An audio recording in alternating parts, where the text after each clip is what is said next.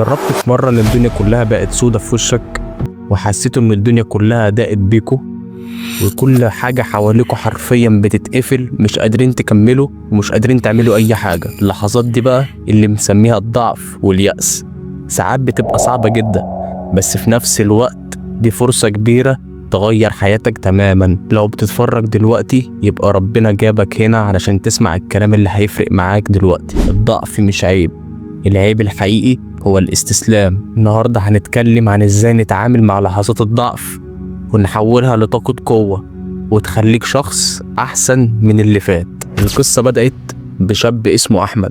الشاب ده طموح جدا وعنده حلم كبير جدا، بس كان في مشكلة أحمد كان بيواجهها. أهله ما كانش فاهمينه، صحابه كانوا بيضحكوا عليه، الدنيا كلها ضده، والظروف كانت صعبة جدا.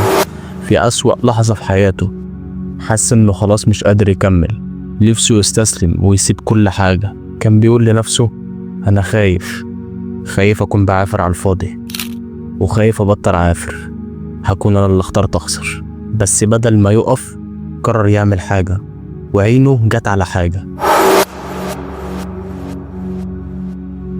في جملة مكتوبة على الحيطة: انت قد التحدي، انت تقدر توصل للي بتتمناه. في لحظتها كده حس ان دي رسالة ليه، وحس ان الرسالة دي بتوجه ليه هو، وحس ان ربنا بيكلمه بيقول له انا معاك.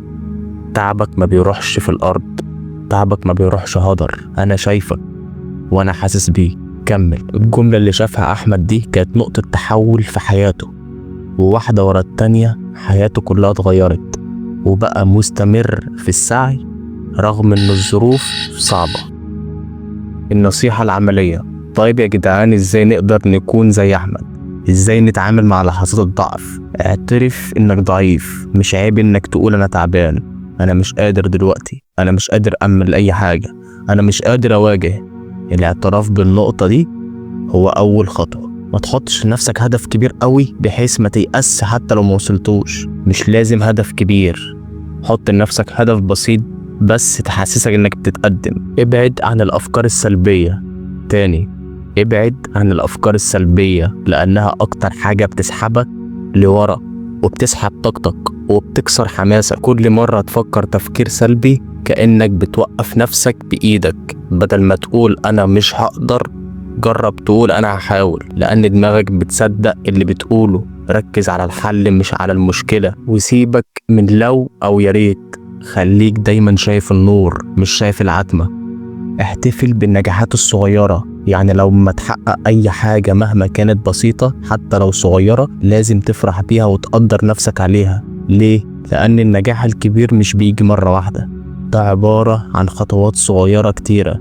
لو ما احتفلتش بيها ممكن تحبط وتيأس وتزهق وتبطل تكمل. طب انت هتقولي ليه انا احتفل بالانجازات البسيطة؟ يعني اول حاجة هترفع حماسك وطاقتك. لما تفرح وتكافئ نفسك حتى لو بحاجة بسيطة، ده بيخلي مخك يديك احساس ايجابي، فيخليك تكمل وتشتغل اكتر وتطلع انتاج اكتر. كتير من الناس بيحسوا انهم واقفين مكانهم، بس لما تبص على الحاجات الصغيرة اللي عملتها وافتكرت انك طورت نفسك في حاجة بسيطة جدا، هتخليك في حتة تانية وهتخليك تتشجع انك تعمل الحاجة الكبيرة. يا جماعة، الحياة مش دايما سهلة، وكلنا بنمر بلحظات ضعف. القوي مش اللي عمره ما وقع، القوي هو اللي بيقوم ويرجع يكمل رغم كل حاجة. انا واثق فيه، وبإرادتك تقدر تحقق كل اللي في نفسك فيه. يلا، مستنيك انك تبدأ دلوقتي. اشوفكم في فيديو جديد، مع الف سلامة.